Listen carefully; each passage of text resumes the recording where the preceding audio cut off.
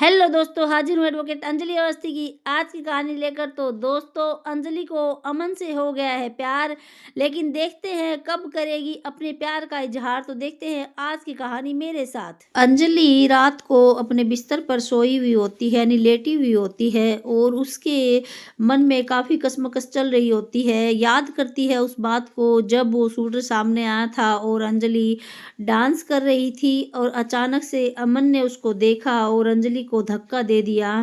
और फिर उस बात को भी याद करती है जब वो ससुराल में होती है और वहाँ पर उसकी बहन कहती है कि अंजलि तुम्हारा ससुराल है, और अंजलि गिनी को कहती है कि तुम्हारा ससुराल तुम्हें मुबारक हो, मुझे तुम्हारे ससुराल में नहीं रहना, मैं जा रही हूँ। और फिर अपनी सास को भी अंजलि ने धमकी दी थी कि आप के खिलाफ मैं कार्रवाई कर दूंगी, और इस तरह की बातें अंजलि याद करती है। और फिर देखती है अमन का हाथ जो कि अंजलि के लिए खाना बनाते हुए जल गया था। तो अंजलि अमन के हाथ को देखती रहती है और फिर याद करती है पद्मा की बातों को, कि पद्मा ने अंजलि को कहा था कि अमन भैया आपसे बहुत प्यार करते हैं, इसलिए आपके से लिए सारे काम करते हैं, बर्तन तक धोते हैं। और तो और आज अमन भैया ने आपके लिए खाना बनाने की कोशिश की, और खाना बनाते बनाते भैया का हाथ जल गया। तो इस तरह से अंजलि देखती है कि अमन का हाथ उसकी वजह से जला है, और आज अमन ने फिर से अंजलि की जान बचाई है। तो यहाँ पर अंजलि कहीं ना कहीं मन से अमन को चाहने लगी है, लेकिन ये बात उसकी जुबान पर नहीं आ रही है, क्योंकि कई बार क्या होता है कि प्यार हो जाता है और वो बात इंसान जुबान पर नहीं ला पाता है। तो अंजलि उठती है और दवाई लेकर अमन के हाथ पर लगा देती है, और हाथ पर वो इतना प्यार से लगाती है कि अमन को जाग ना आ जाए, अमन को कोई दिक्कत ना हो, क्योंकि अमन को थोड़ा थोड़ा दर्द हो रहा होता है। जब वो लगाती है तो वो बहुत ही हल्के हाथ से लगाती है, और उसके बाद बिस्तर पर आकर लेट जाती है और सोचती रहती है। सुबह होती है, अमन सोकर उठता है और अमन को कुछ फील होता है कि उसके हाथ पर कुछ लगा हुआ होता है। फिर अपने हाथ को देखता है और सोचता है कि ये दवाई, अरे ये दवाई मेरे हाथ पर कहाँ से आई, रात को तो मैं बिना दवाई लगाए सोया था। फिर सोचता है कि पद्मा ने तो नहीं लगाई, फिर पद्मा को आवाज लगाता है कि पद्मा, अरे ओ पद्मा, पद्मा कहाँ गई। और अमन उठकर फिर बाहर आ जाता है और पद्मा को खोजता है। कहता है पद्मा तुम कहाँ हो। वो पद्मा आती है, कहती जी भैया। तो कहता है कि रात को मेरे हाथ पर दवाई तुमने लगाई थी। कहती कि नहीं भैया मैंने तो नहीं लगाई। फिर कहता है कि जरूर सासू माँ ने लगाई होगी। तो कहती कि नहीं, वो तो रात को उठकर ही नहीं आई अपने बिस्तर से। तो फिर कहता है कि हाँ तो पक्का ससुर जी ने लगाई होगी। फिर कहता है कि नहीं यार, ससुर जी तो मेरा बोगम्बो है, वो तो मुझसे खुशी नहीं है, 24 घंटे तो मुझसे रूठ कर ऐंठ कर इधर उधर रहता है, इसलिए वो तो नहीं लगा सकते। लेकिन ये मेरे हाथ पर फिर ये दवाई आई तो आई कहाँ से, क्योंकि मुझे यहाँ तक याद है मैंने तो रात को लगाई नहीं। पद्मा कहती है कि भैया कहीं ये वकील दीदी तो नहीं लगा लगा के गई है रात को। तो अमन कहता है कि क्या क्या कहा तूने। कहता है कि हाँ कहीं वकील दीदी ने तो नहीं लगाई है। तो यहाँ पर अमन ने ये बात सुनकर एकदम से चौंक जाता है और फिर मन में सोचने लगता है अंजलि ने मेरे हाथ पर दवाई लगाई। और फिर हंसता है, कहता है कि अरे वाह, अंजलि को मुझसे प्यार हो गया है, इसीलिए अंजलि ने मुझे रात में दवाई लगाई। तो यहाँ पर पद्मा मुस्कुराती कहती कि हो सकता है भैया उन्होंने ही लगाई होगी, कोई और तो बचता नहीं है कोई। तो अमन शीशे में आता और कहता है कि अंजलि को मुझसे प्यार हो गया, रात को उसने इतने प्यार से मुझे दवाई लगाई। और अमन बड़ा ही खुश होता है और उछलने लगता है, कहता है कि अरे वाह, अंजलि को मुझसे प्यार हो गया, इसलिए रात में आकर मेरे पास मुझे दवाई लगाई। तो पद्मा कहती है कि हाँ भैया, उनको लगता है आपसे प्यार हो गया है, मैंने भी उनकी आंखों में देखा है।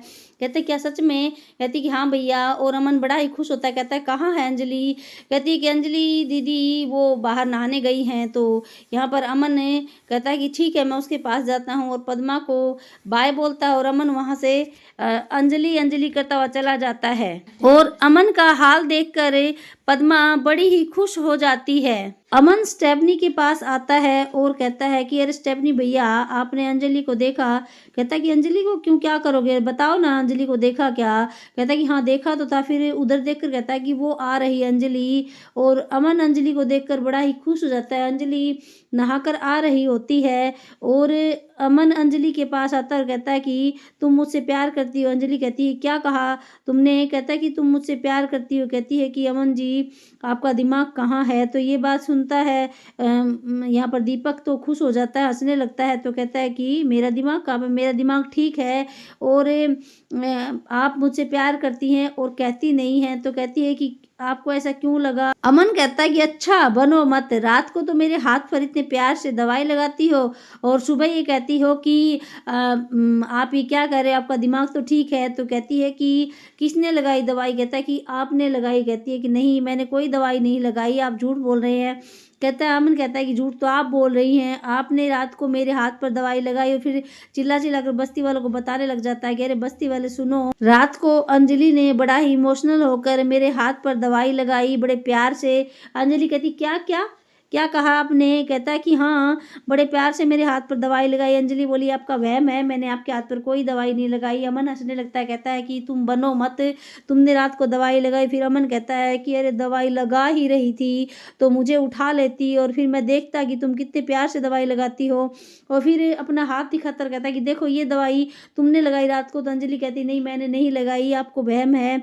अमन कहता है कि अच्छा मैं ये बोल रहा हूँ कि अगर आप दवाई लगा ही रही थी रात को तो मुझे उठा लेती और फिर मैं देखता ना कि आप कैसे दवाई लगा रही हैं। और अंजलि को याद आता है कि हाँ उसने रात को दवाई लगाई थी अमन को। तो अमन कहता है कि अरे आप मुझे उठा लेती ना तो कितना मज़ा आता, मैं आपको देखता दवाई लगाते हुए और देखता कि आपको मेरे से ज़्यादा दर्द हो रहा है और फिर मैं आपको बाहों में भर लेता। और बाहों में भर कर कहता है कि I love you Anjali so much, thank you आपने मुझे दवाई लगाई। तो यहाँ पर अंजलि कहती है कि अपने ना वहम से बाहर आओ, ऐसा कुछ भी नहीं है। अमन कहता है कि ऐसा ही है क्योंकि आप मुझसे प्यार करती हैं और कहती नहीं हैं, आप मुझसे प्यार करती तभी तो आपने मुझे दवाई लगाई है।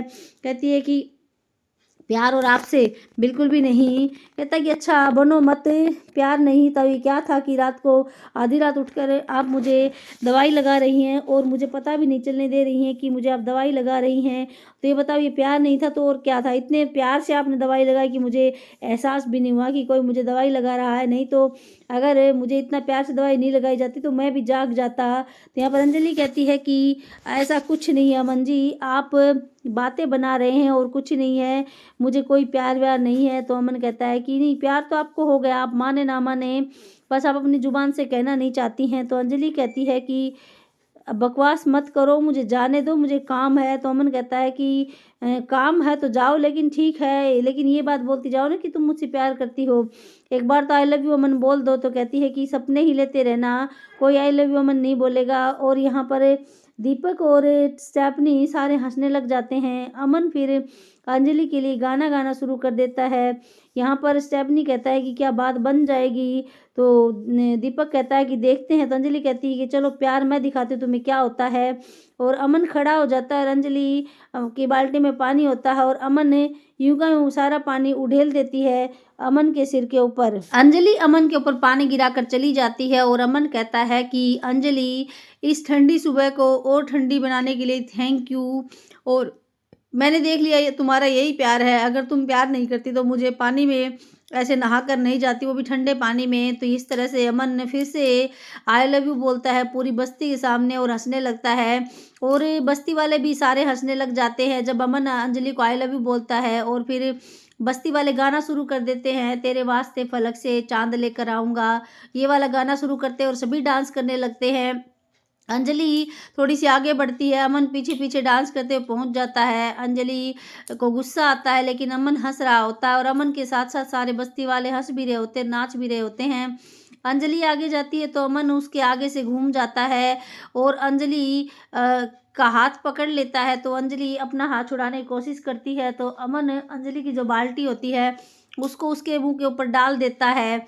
यहाँ पर अंजलि अमन को पकड़ के पीटने लगती है लेकिन अमन अंजलि के हाथों में नहीं आता है। अंजलि बार बार अमन को मारने लगती है लेकिन अमन इधर से उधर घूम जाता है। जो अंजलि गुंडों को अपनी एक उंगली पर नचा देती है, आज वो अंजलि अमन के सामने नाच रही है। जी हाँ दोस्तों, अमन अंजलि को नचा रहा होता है और अंजलि नाच रही होती है।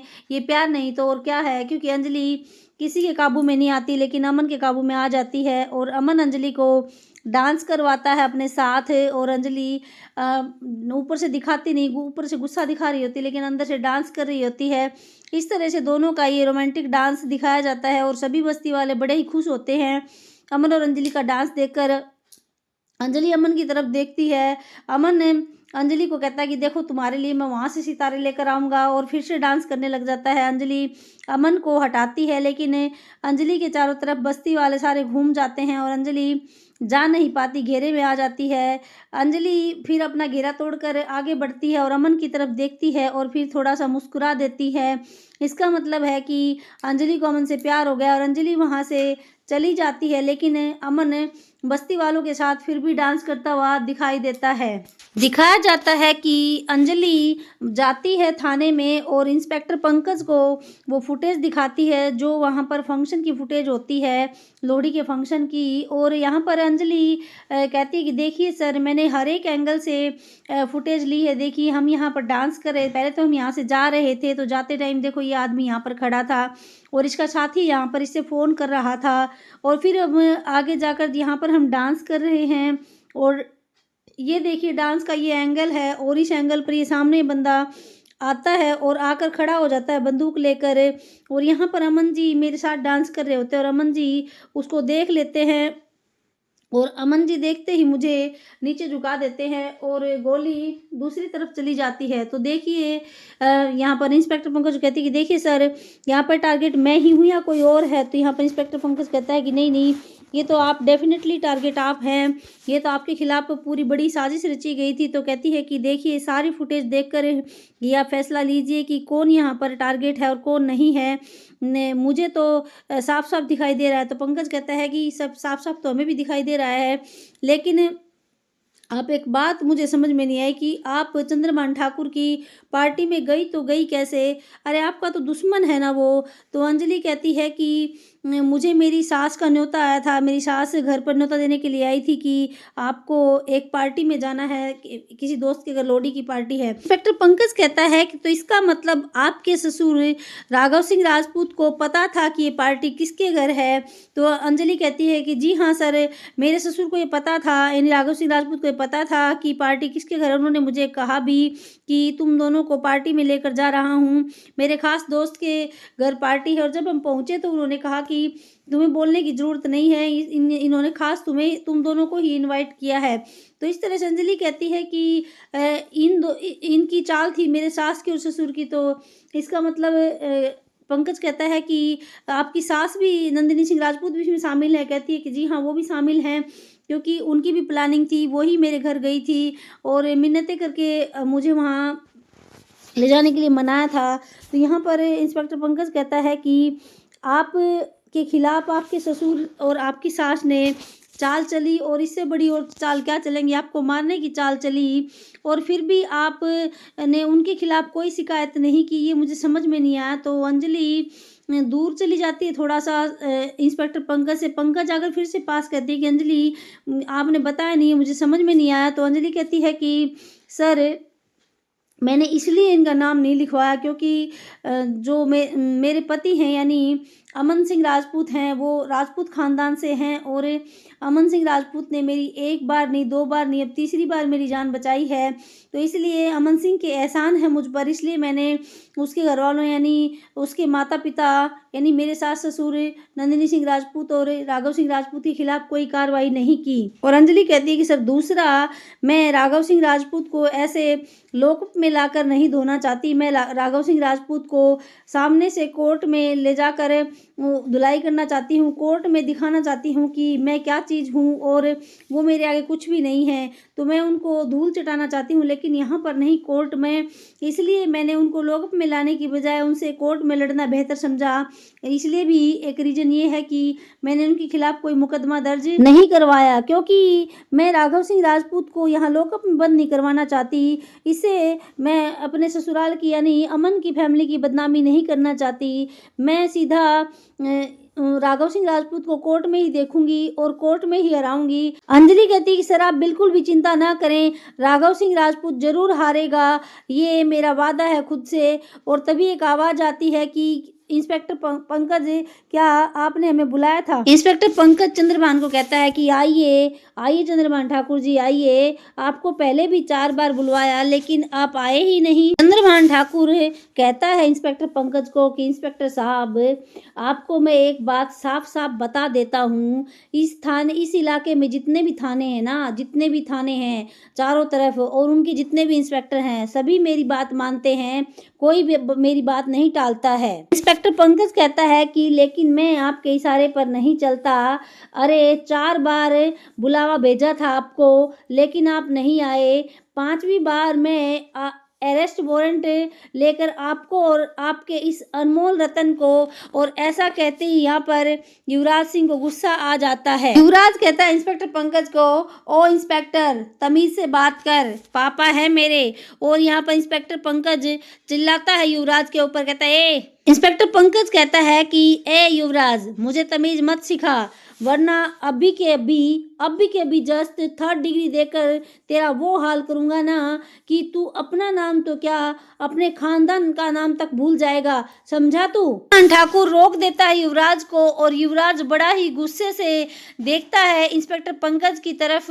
फिर उसके बाद चंद्रभान ठाकुर बड़ा ही विनम्रता से इंस्पेक्टर पंकज को कहता है कि चलिए इंस्पेक्टर साहब, इस सब को बातों को छोड़िए, लेकिन मुझे एक बात बताइए कि हमें यहाँ पर क्यों बुलाया गया है, हमारा अपराध क्या है, यहाँ पर किस लिए बुलाया गया है? ठाकुर फिर से कहता है कि इंस्पेक्टर पंकज, आप गुस्सा छोड़कर क्या हमें बताएंगे कि हमें क्यों बुलाया गया है? मैं दूसरी बार पूछ रहा हूँ कि मेरा अपराध क्या है। तो यहाँ पर इंस्पेक्टर पंकज चंद्रभान ठाकुर को कहते हैं कि आपको क्या सच में नहीं मालूम कि आपको क्यों बुलाया गया है, आपने क्या अपराध किया है? तो यहाँ पर चंद्रभान ठाकुर कहते हैं कि नहीं इंस्पेक्टर पंकज, मुझे सब सच में मालूम नहीं कि आपने मुझे यहाँ पर क्यों बुलाया है। इंस्पेक्टर पंकज कहता है कि राघव सिंह राजपूत और नंदिनी सिंह राजपूत के छोटे बेटे की वाइफ यानी अमन सिंह राजपूत की पत्नी एडवोकेट अंजलि अवस्थी, जो कि राघव खानदान की छोटी बहू है, उसको आप लोगों ने जान से मारने की कोशिश की है, समझे आप, जान से मारने की। चंद्रभान ठाकुर कहता है कि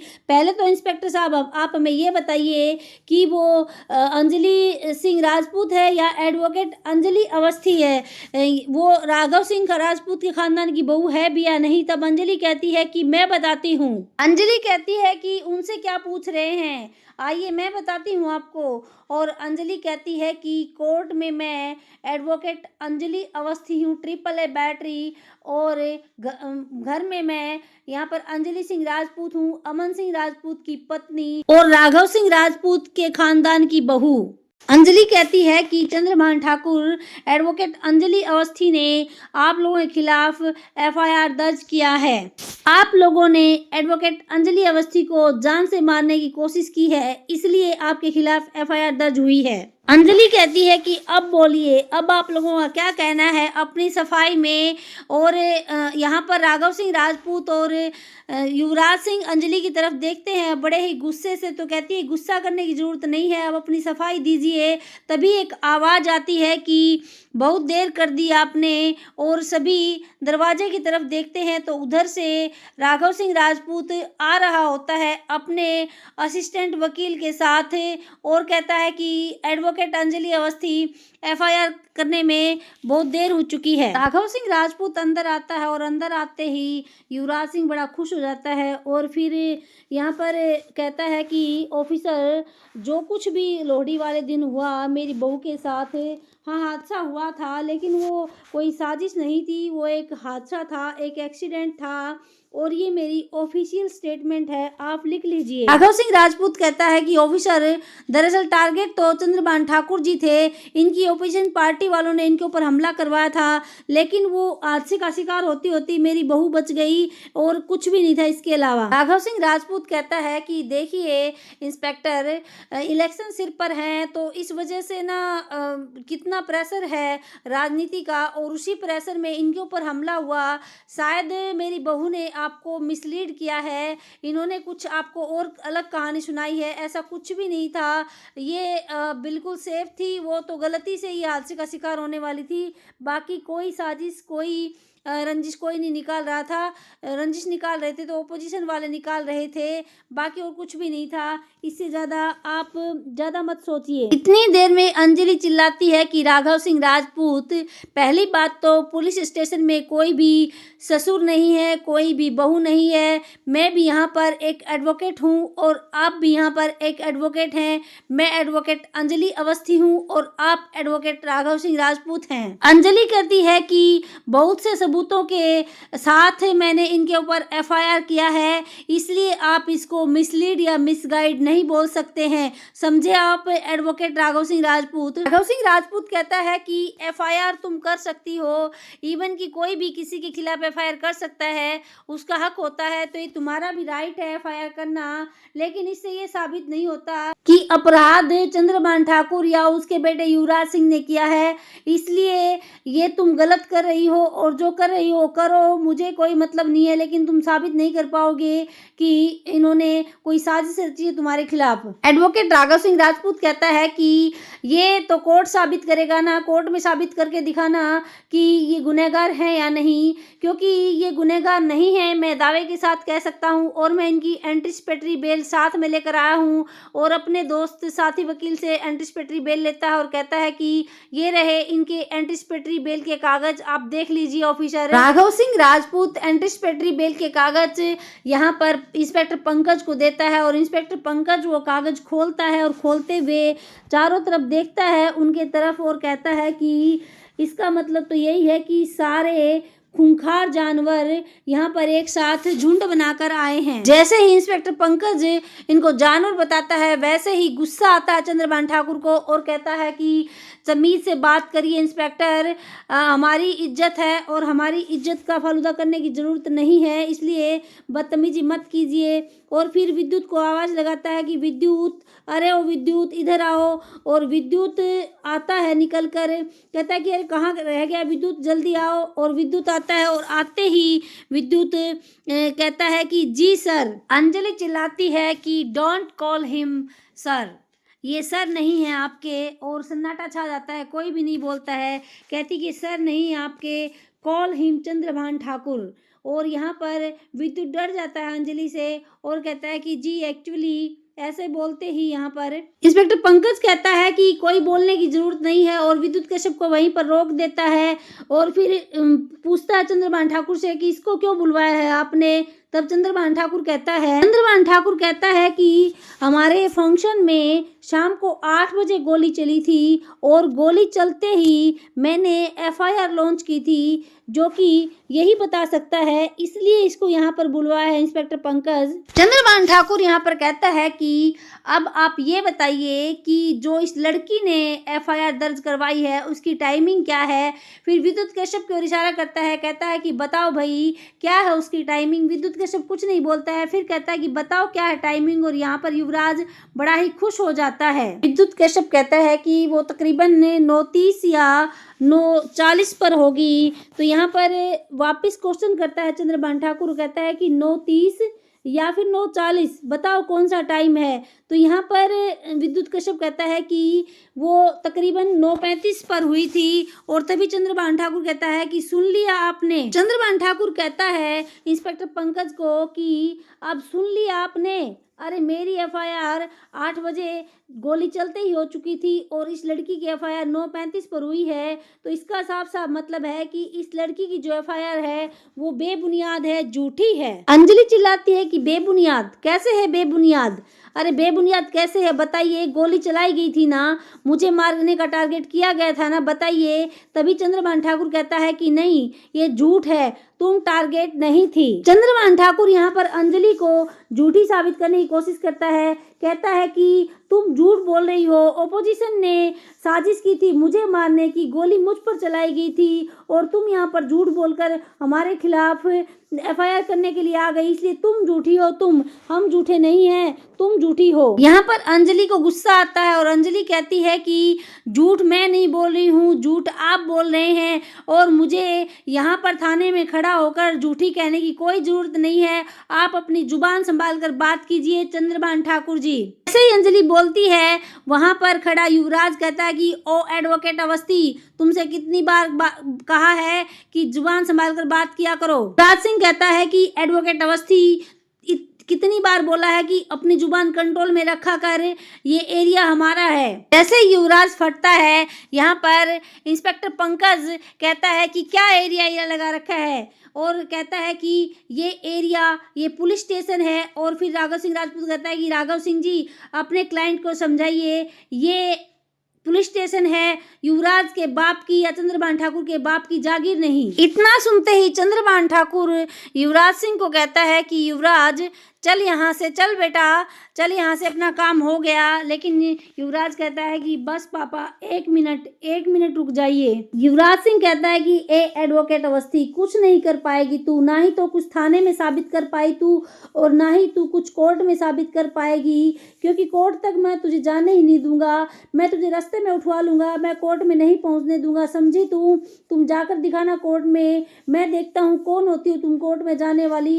जब तो तुम जेल में था तो तू चली गई थी कोर्ट में, लेकिन अब मैं बाहर हूँ इसलिए तुझे कोर्ट में नहीं जाने दूंगा, अपनी ये बात याद रखना हमेशा के लिए। युवराज सिंह कहता है कि जिस खानदान की तू बहू होने का दावा करती है ना, जिस घर पर तू बैठी है जाकर बहू बनकर, अरे मैं तुम्हें उस घर में भी नहीं रहने दूंगा, मैं बहुत जल्द तुझे उस घर से भी निकाल फेंकूंगा और फिर देखना तू कहाँ जाएगी। एडवोकेट अवस्थी, तू ना घर की रहेगी ना घाट की रहेगी, मैं तुझे बेघर कर दूंगा, तू देखना, याद रखना मेरी बात को। तभी अंजलि चिल्लाती है यहाँ पर युवराज के ऊपर। अंजलि कहती कि युवराज सिंह बात सुन, चुप हो जा, एक तो जुबान बंद कर अपनी और ऊपर से मेरी बात सुन कि हाई वोल्टेज हाई जो फ्रीक्वेंसी है जबान की मुझे बिल्कुल भी पसंद नहीं है, सहा नहीं जाता मेरे से।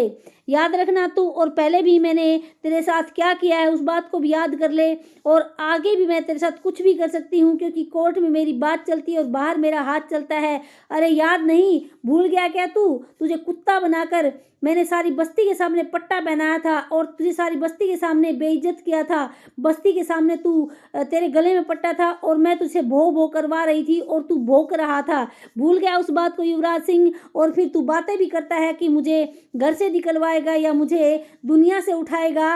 अरे तेरे काबू में आने वाली नहीं हूँ मैं, तेरे पहले भी कंट्रोल में नहीं आ पाई मैं और अब भी नहीं। और फिर युवराज सिंह याद करता उस बात को जब अंजलि ने उसको कुत्ता बनाया था और उसने अंजलि के कहने पर भौंका था। अंजलि कहती है कि युवराज सिंह एक बात मेरी हमेशा याद रखना, भूल कर भी किसी औरत का अपमान मत करना, नहीं तो मैं तुझे दिखा दूंगी कि मैं क्या चीज़ हूँ। एक बार मैं तुझे बता चुकी हूँ और दोबारा बताने के लिए मैं तुझे तैयार हूँ। और अब की बार तो मैं बस्ती रह गई थी पट्टा पहनाकर और अब की बार तुझे अंदर डाल दूंगी, समझे तुम युवराज सिंह?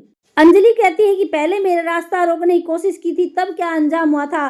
कोई रोक पाया है मुझे? और आगे भी मेरा रास्ता रोकने की कोशिश मत करना, मेरा हाथ पहले भी चला है और मेरा हाथ आगे भी चलेगा, इसलिए चल निकल यहाँ से, भाग जा यहाँ से, निकल यहाँ से। और युवराज को ये बात बर्दाश्त नहीं होती है, युवराज आगे बढ़ने लगता है अंजलि की तरफ और यहाँ पर कहता है रवि कि युवराज चल भाई, क्यों ज़्यादा बात बढ़ा रहा है, चल घर चल। युवराज का दोस्त बोलता है, कहता है कि ए अंजलि तू ज़्यादा ही हवा में उड़ रही है, तेरे पर काटने पड़ेंगे। और यहाँ पर अंजलि कहती है कि ए युवराज के चमचे, चल निकल पहली फुर्सत में, वरना तुझे भी बता दूंगी। क्या तेरी पिटाई नहीं की है मैंने? सबसे पहले जब मैं तुमसे मिली थी तो पहले तेरी ही पिटाई की थी, भूल गया उस पिटाई को? चल निकल यहाँ से, यहाँ पर फालतू बात की ना तो अब भी मुझसे पिट जाएगा क्योंकि मेरा हाथ चल जाएगा और मेरा हाथ फिर रुकेगा नहीं तुम दोनों की पिटाई करते करते। यहाँ पर चंद्रभान ठाकुर बेइज्जत होने के बाद युवराज को कहता है कि चल युवराज यहाँ से, और अपने बेटे युवराज और उसके दोस्तों को लेकर वहाँ से निकल जाता है। और अंजलि कहती है कि मैं इनको देख लूँगी, कोर्ट में दिखा दूँगी कि मैं क्या चीज़ हूँ और इस राघव सिंह राजपूत को तो मैं हरा कर ही रहूँगी। आज का एपिसोड यहीं पर ख़त्म हो जाता है और कल दिखाया जाता है कि आने वाले न्यू प्रोमो में दिखाया जाता है कि एडवोकेट अवस्थी पतंगबाजी कर रही होती है और अभय के खिलाफ होती है पतंगबाजी, यानी जीजा और साली के बीच में पतंगबाजी होती है और एडवोकेट अवस्थी को सपोर्ट कर रहे होते हैं पद्मा, अमन और कुछ लोग, और इधर अभय को सपोर्ट कर रहा होता है पूरा राघव सिंह परिवार और नारे लग रहे होते हैं कि अभय अभय, अंजलि अंजलि। और तभी अभय को सपोर्ट करने के लिए युवराज आता है और युवराज कहता है कि ए एडवोकेट अवस्थी, तेरी पतंग संभाल, कटने वाली है। तब यहाँ पर एडवोकेट अवस्थी कहती है कि पतंग तो कटती ही है, काटता तो मांझा है और मेरे मांझे में इतना दम हो किसी को भी काट सकता है। तो यहाँ पर युवराज कहता है कि अगर तुम हार गई तो राघव सिंह राजपूत आता है और कहता है कि अगर अंजलि हार गई तो तुम कोर्ट नहीं आओगी, और अंजलि कहती है अगर मैं जीत गई तो युवराज सिंह कहता है कि अगर जो तुम बोलोगी वो मैं करूँगा। तो देखते हैं दोस्तों इस शर्त में यहाँ पर युवराज सिंह जीतता है या फिर एडवोकेट अंजलि अवस्थी जीतती है, क्योंकि यहाँ पर एडवोकेट अंजलि अवस्थी का करियर दांव पर लगा है। तो देखते हैं पतंगबाजी में कौन यहाँ पर जीतता है और कौन हारता है और कौन यहाँ पर चीटिंग करता है और कौन फेयरली खेलता है, ये हमें आने वाले वक्त में देखने को मिलेगा। लेकिन आप लोग बने रहिए चैनल पर, चैनल को सब्सक्राइब कीजिए, वीडियो को लाइक और शेयर कीजिए। स्वस्थ रहिए, मस्त रहिए। हम मिलेंगे आपसे नेक्स्ट वीडियो में, तब तक के लिए बाय बाय।